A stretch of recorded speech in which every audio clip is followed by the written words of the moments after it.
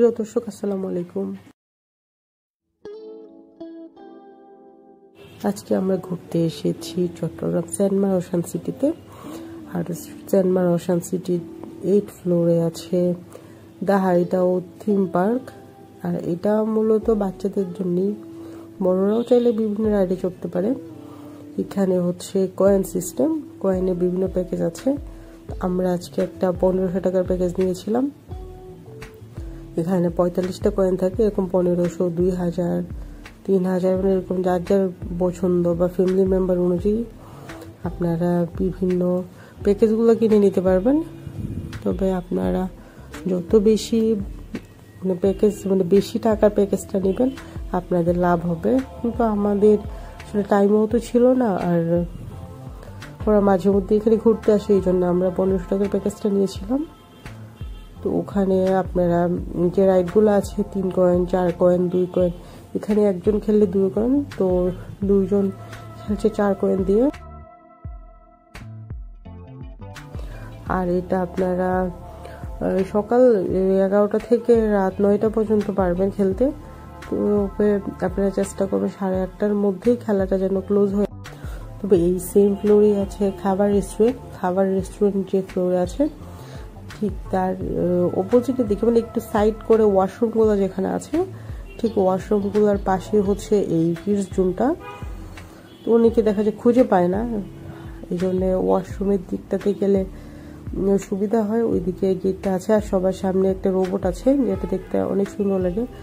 আর এটা হচ্ছে 3D মুভিতে, এখানে আপনারা 4 কয়েন দিয়ে এই 10 মিনিটের মতো একটা মুভি ক্লিপ দেখতে পারবেন।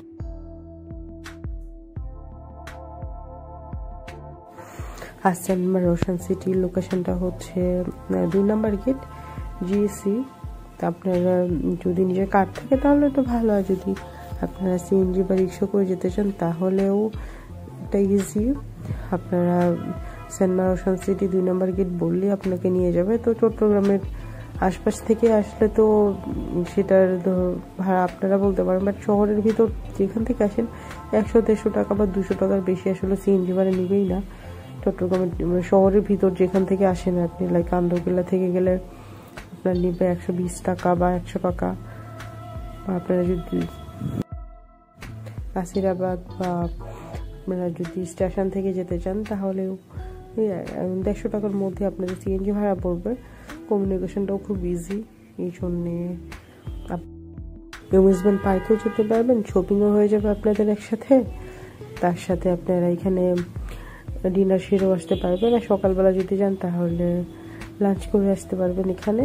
কারণ এটার সামনের দিকেই খুব সুন্দর একটা রেস্টুরেন্ট আছে। একটা রেস্টুরেন্ট না, আসলে ছোট ছোট অনেকগুলো রেস্টুরেন্ট আছে এখানে। ফাস্ট ফুড, তারপর ইন্ডিয়ান খাবার, ওই আপনার পছন্দ মতো আপনারা খাবার খেয়ে নিতে পারবেন।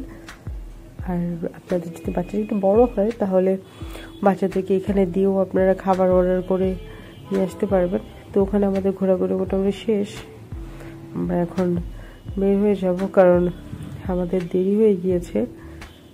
এই জন্যে সব বন্ধ একদম, দেখতে পাচ্ছেন আপনারা। আমরা তাড়াহুড়ো করে নামছি, শপিং মল সব ক্লোজ করে দিয়েছে, 2-একটা খোলা আছে, কিছুক্ষণের মধ্যে সবগুলোই বন্ধ করে দিবে।